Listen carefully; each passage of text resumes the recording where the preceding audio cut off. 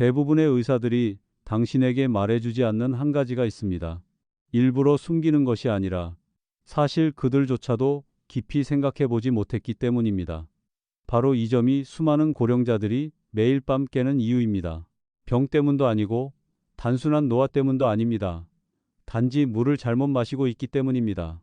그리고 저는 오늘 그 사실을 분명하게 설명드리겠습니다. 이 영상을 보고 계시다면 아마도 당신이나 가족 중 누군가가 이런 경험을 하고 있을 가능성이 큽니다.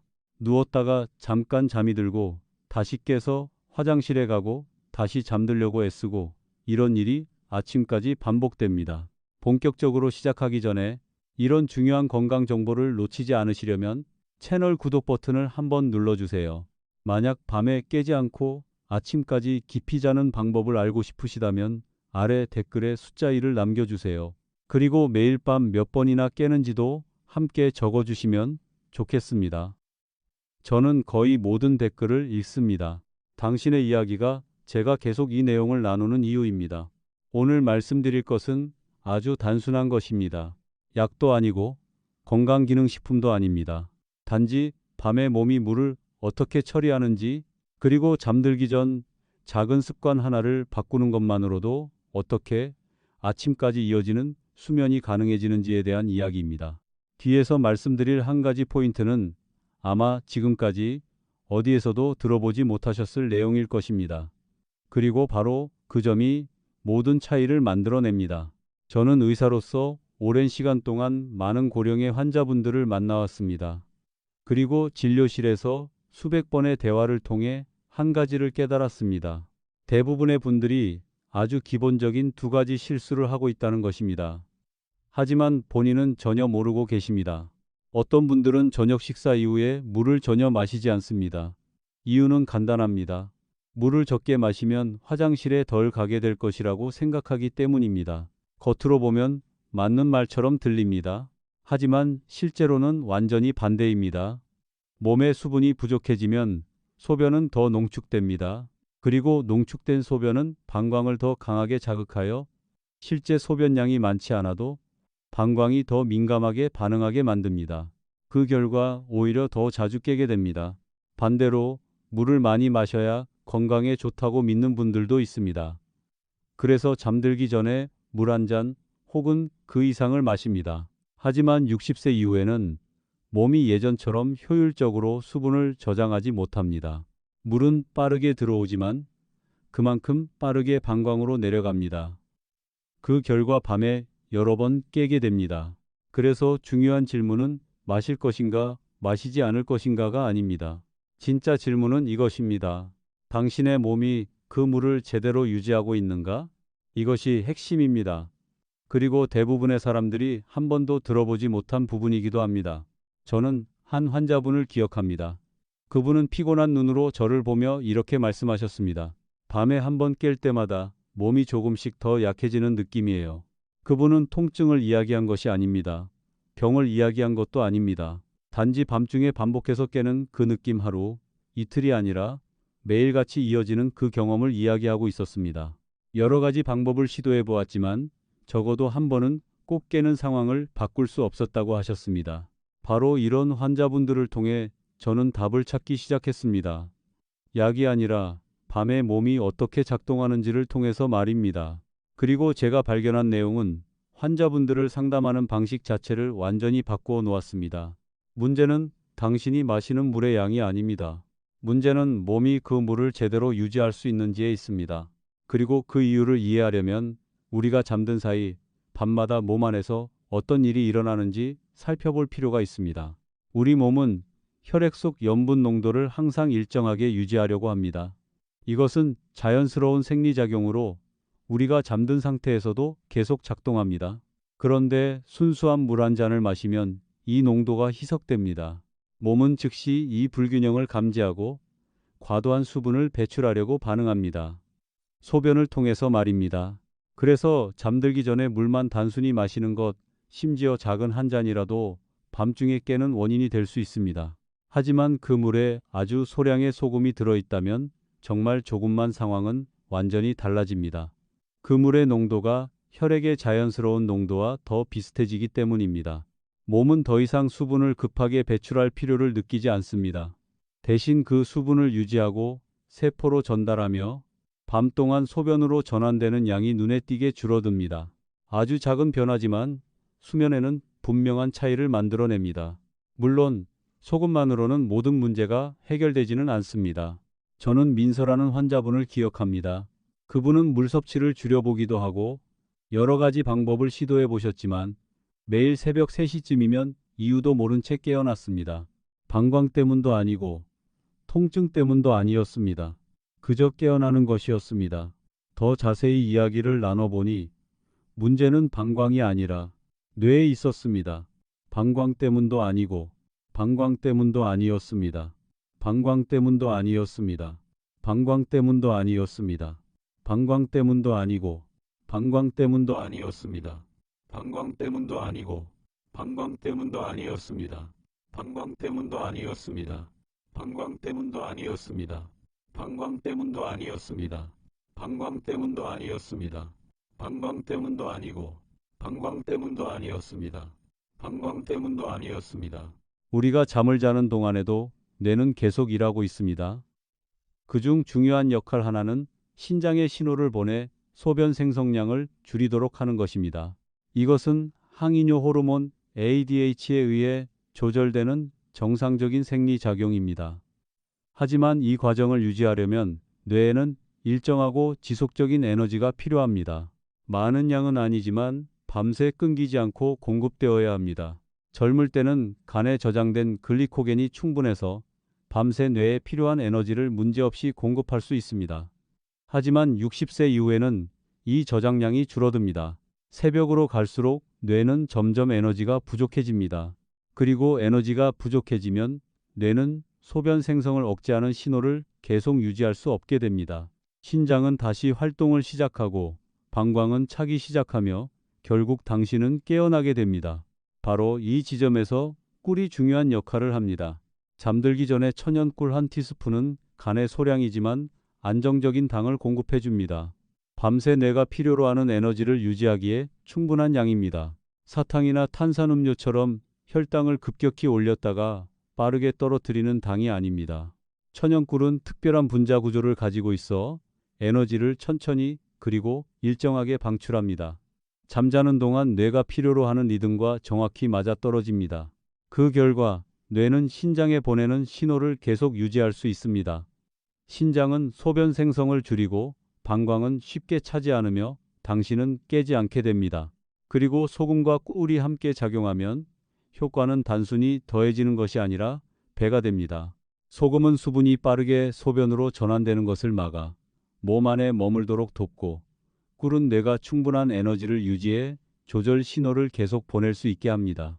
이 두 가지 메커니즘이 서로 보완하면서 당신이 자는 동안 밤새 함께 작동하는 하나의 완성된 시스템을 만들어냅니다. 하지만 많은 분들이 완전히 놓치고 있는 세 번째 요소가 있습니다. 바로 물의 온도입니다. 차가운 물을 마시면 몸은 수축 반응을 보입니다. 혈관이 좁아지고 신경계는 경계 상태로 전환됩니다. 그리고 이미 민감해진 방광은 아주 작은 자극에도 더 예민하게 반응하게 됩니다. 소변이 아주 조금만 차도 요일을 느끼고 깨어나게 됩니다. 반대로 따뜻한 물은 완전히 다른 효과를 줍니다. 몸을 이완시키고 혈액순환을 개선하며 신경계를 점차 휴식 상태로 전환시킵니다. 방광은 작은 자극에 덜 민감해지고 몸은 자연스럽게 깊은 수면을 준비하게 됩니다. 따라서 이 세 가지 따뜻한 물, 소량의 미네랄 소금, 그리고 천연꿀 한 스푼이 올바르게 결합되면 단순히 잠들기 전에 물을 마시는 것이 아닙니다. 몸에 하나의 완전한 신호를 보내는 것입니다. 수분을 유지하라.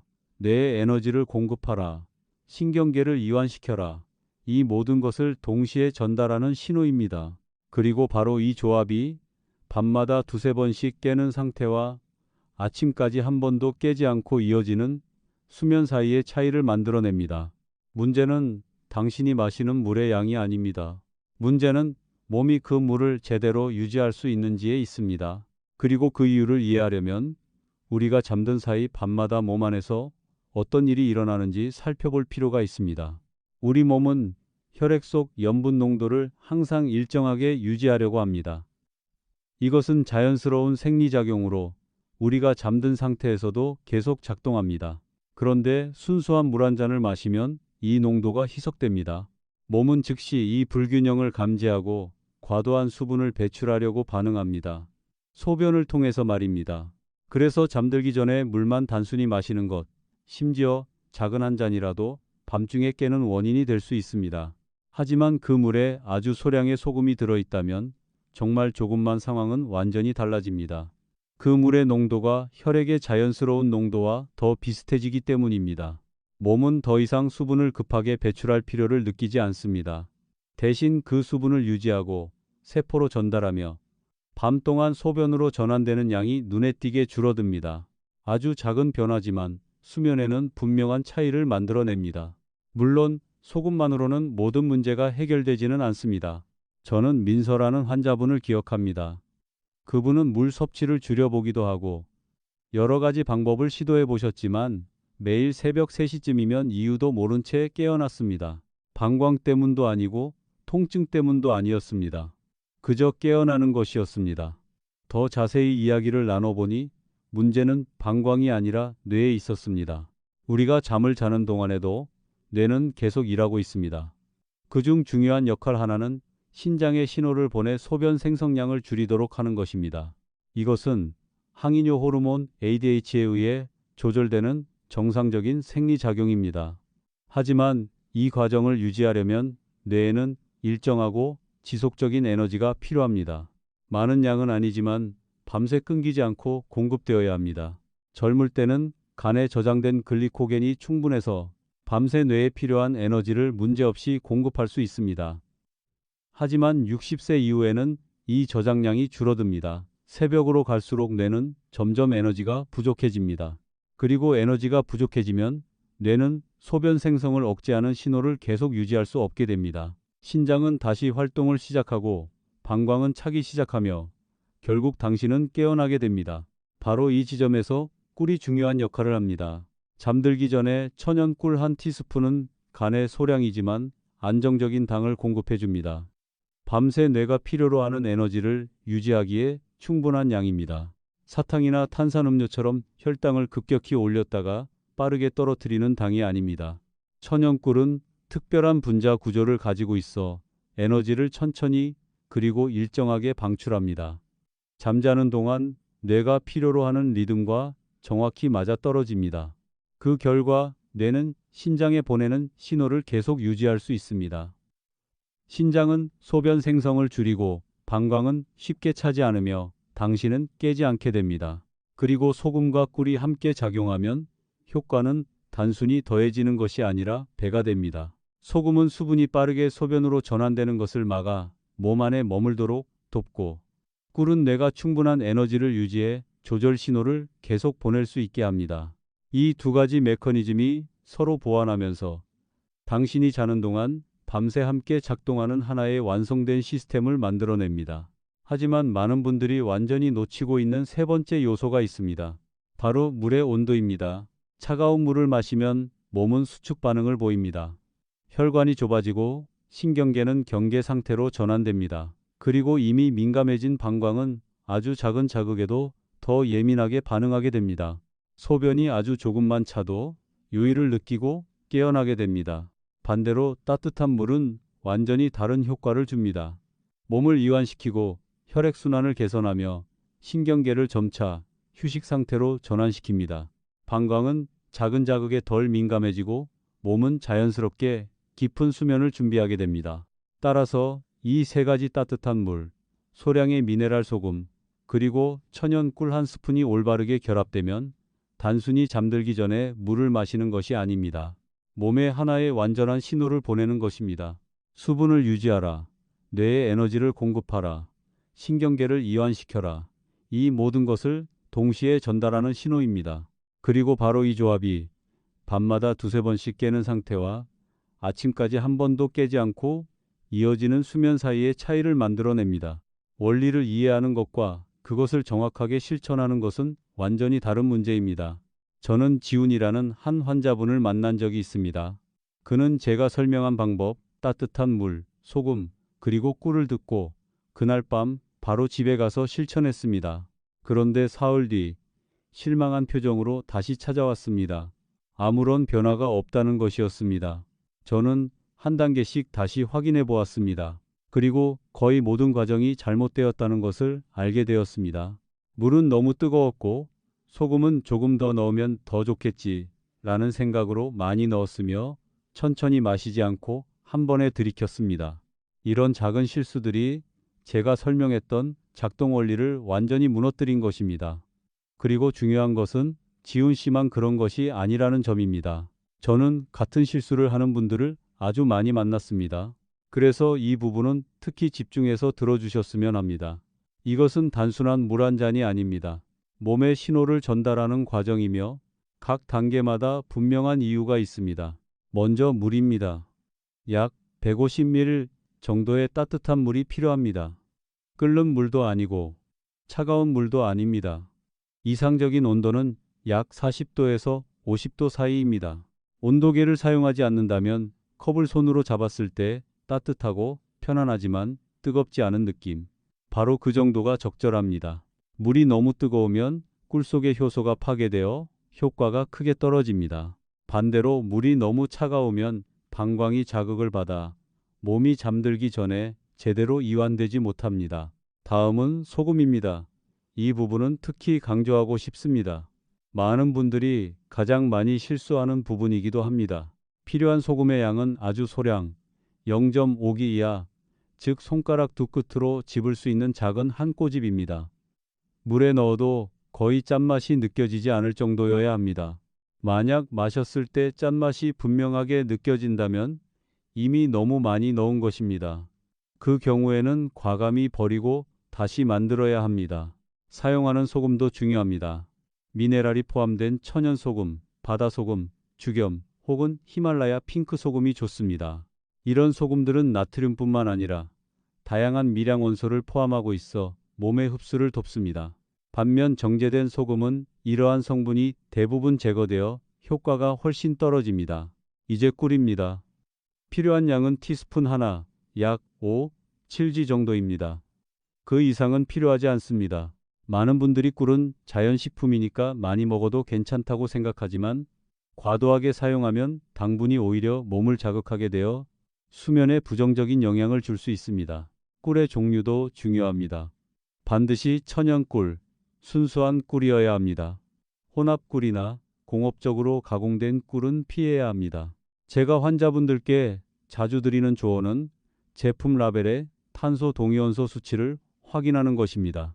만약 그 수치가 22.5보다 낮다면 그것은 진짜 천연꿀입니다.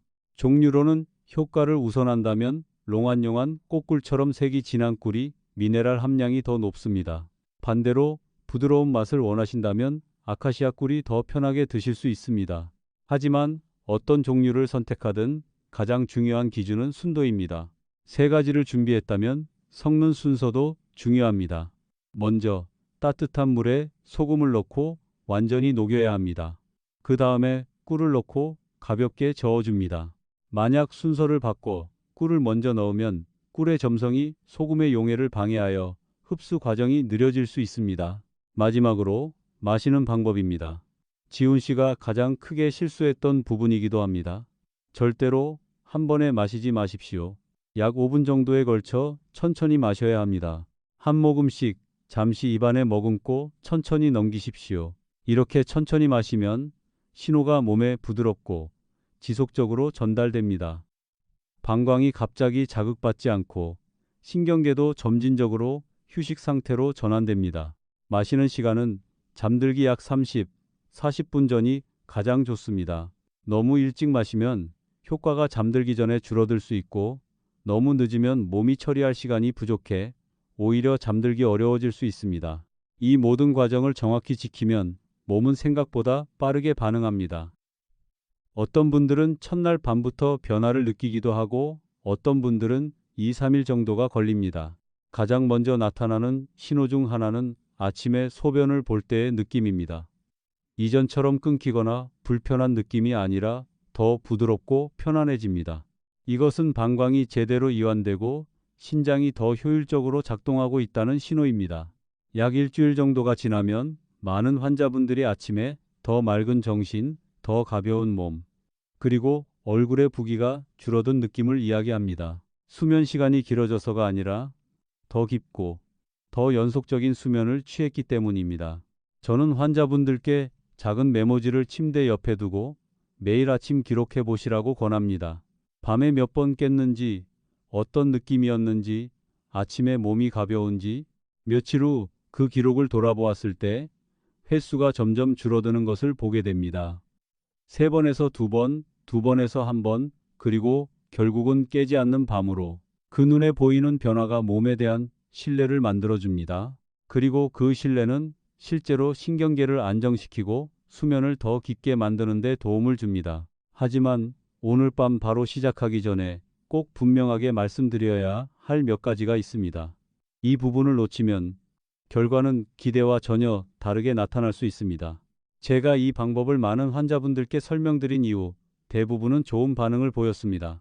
하지만 며칠 뒤 다시 찾아오시는 분들 중에는 불편함을 호소하는 경우도 있었습니다. 얼굴이 더 무겁게 느껴지거나 손발이 약간 붓거나 오히려 밤에 더 자주 깨는 경우입니다. 이유를 하나씩 확인해 보면 답은 거의 항상 같았습니다. 소금이 조금 좋다면 더 많이 넣으면 더 좋지 않을까? 꿀 1스푼이 좋다면 2스푼이면 더 깊이 자겠지? 이 생각은 매우 자연스럽습니다. 하지만 60세 이후의 몸에서는 이런 생각이 오히려 위험할 수 있습니다.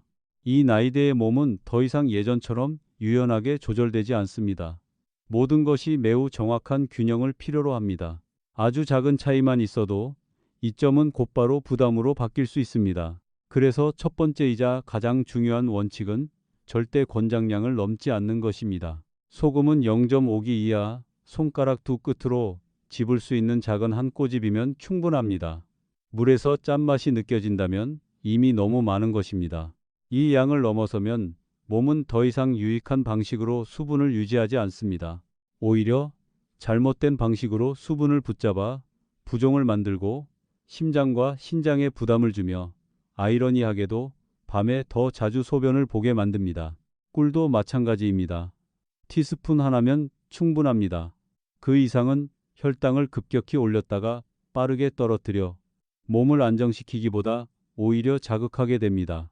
결과적으로 수면을 돕는 것이 아니라 방해하게 됩니다. 두 번째 원칙은 모든 사람이 처음 설명한 방식 그대로 이 방법을 적용할 수 있는 것은 아니라는 점입니다. 만약 만성 신부전을 앓고 있거나 특히 중증 단계이거나 투석 중이라면 아주 소량의 소금도 신장에 부담이 될 수 있습니다.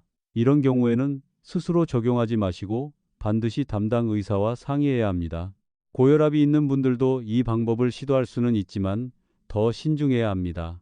저는 보통 이 경우 처음 며칠은 소금 없이 꿀만 사용하는 것을 권합니다. 몸의 반응을 관찰하십시오. 아침에 얼굴이 붓지 않는지, 손발에 부종이 없는지, 혈압에 변화가 없는지 확인한 후 문제가 없다면 아주 소량의 소금을 추가할 수 있습니다. 하지만 매일 몸의 반응을 살피는 것이 가장 중요합니다.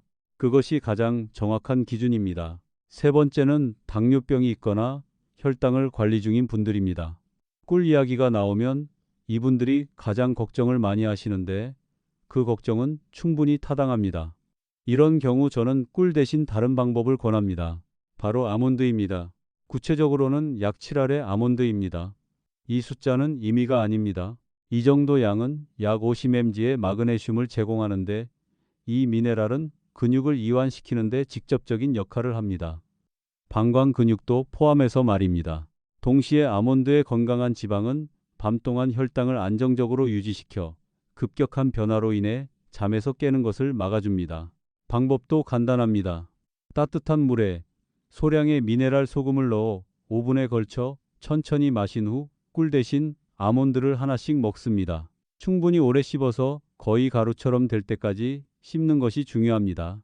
이 느리고 충분한 씹는 과정 자체가 신경계를 이완시키는 신호를 보내 몸이 더 깊은 수면으로 들어갈 준비를 하도록 도와줍니다. 제 당뇨 환자분들 중 많은 분들이 이 방법으로 수면이 눈에 띄게 깊어졌다고 말씀하셨습니다. 혈당 걱정 없이 말입니다. 이것은 중요한 사실을 보여줍니다. 핵심은 하나의 고정된 방법을 그대로 따르는 것이 아니라 원리를 이해하고 자신의 몸에 맞게 조정하는 것입니다. 혜진이라는 환자분의 이야기도 있습니다. 그분은 매일 밤 3번, 4번씩 깨는 생활을 수년간 이어오셨습니다. 이 방법을 적용한 후 깨는 횟수는 서서히 줄어들었습니다. 하지만 그분이 가장 강조한 것은 숫자가 아니었습니다. 수년 만에 처음으로 잠자리에 누울 때 두렵지 않았어요. 그 불안, 오늘 밤에도 또 깨겠지, 또 잠 못 자겠지, 또 아침에 힘들겠지, 라는 그 감정이 사라졌다고 하셨습니다. 그리고 바로 그 마음의 평안이 더 깊고 더 긴 진짜 회복되는 수면으로 이어졌습니다. 또 한 분, 동현 씨는 몇 달 동안 매일 밤 2~3번씩 깨셨습니다. 첫날 이 방법을 적용했을 때도 한 번은 깨셨습니다. 하지만 달라진 점이 있었습니다. 다시 잠드는 시간이 매우 빨라졌다는 것입니다. 이전처럼 한참 뒤척이지 않았습니다. 사흘째에는 아주 잠깐 깨고 바로 다시 잠들었고 일주일이 지나자 아침까지 한 번도 깨지 않는 밤도 생기기 시작했습니다. 하지만 그분이 가장 강조한 것은 역시 횟수가 아니었습니다. 아침에 머리가 훨씬 맑고 몸이 가볍고 전날 밤에 무거움이 남아있지 않아요. 그것이 바로 깊은 수면의 진짜 신호입니다. 저는 항상 환자분들께 이렇게 말씀드립니다. 몸은 매우 정직합니다. 무엇을 언제 어떤 방식으로 주느냐에 따라 그대로 반응합니다. 올바르게 하면 균형을 되찾고 조금만 어긋나도 바로 신호를 보냅니다. 그래서 만약 시도했는데 몸의 반응이 기대와 다르다면 멈추십시오. 억지로 계속할 필요는 없습니다. 각 단계를 다시 점검하고 양을 조절하거나 필요하다면 의사와 상담하십시오. 건강은 언제나 최우선입니다. 마지막으로 분명히 말씀드리고 싶은 점이 있습니다. 이 방법은 약이 아닙니다. 의학적 치료를 대신할 수 없습니다. 전립선 문제, 요로 감염 또는 다른 비뇨기 질환이 있다면 반드시 전문의의 정확한 치료가 필요합니다. 제가 말씀드리는 것은 정상적인 상태에서 몸이 더 잘 기능하도록 돕는 보조적인 방법일 뿐입니다. 결론은 간단합니다. 따뜻한 물 한 잔, 소량의 미네랄 소금, 그리고 천연 꿀 한 스푼 또는 필요하다면 아몬드 7알, 30, 40분 전에 천천히 올바르게 그 이상은 필요 없습니다. 나머지는 몸이 스스로 해냅니다. 때로 가장 큰 변화는 가장 작은 것에서 시작됩니다. 새로운 약도 아니고 복잡한 치료도 아닙니다. 자신의 몸을 정확히 이해하고 필요한 것을 필요한 순간에 올바른 방식으로 주는 것 그것이 전부입니다. 새벽 3시 지친 마음으로 천장을 바라보며 아침을 기다려 본 적이 있다면 깊은 잠이 얼마나 소중한지 누구보다 잘 아실 것입니다. 오늘 밤 한 번만 시도해 보십시오. 이 내용이 도움이 되었다면 같은 고민을 가진 가족이나 지인과 나눠주세요. 작은 습관 하나가 누군가의 삶을 바꿀 수도 있습니다. 그리고 그 변화를 전하는 사람이 바로 당신일 수 있습니다. 좋아요와 구독으로 함께 해주신다면 더 많은 건강 정보를 계속 나눌 수 있는 큰 힘이 됩니다. 끝까지 함께 해주셔서 감사합니다. 오늘 밤은 마음을 가볍게 내려놓고 편안히 누우시길 바랍니다. 그리고 내일 아침에는 끊김없이 이어진 깊은 잠에서 깨어나시길 바랍니다.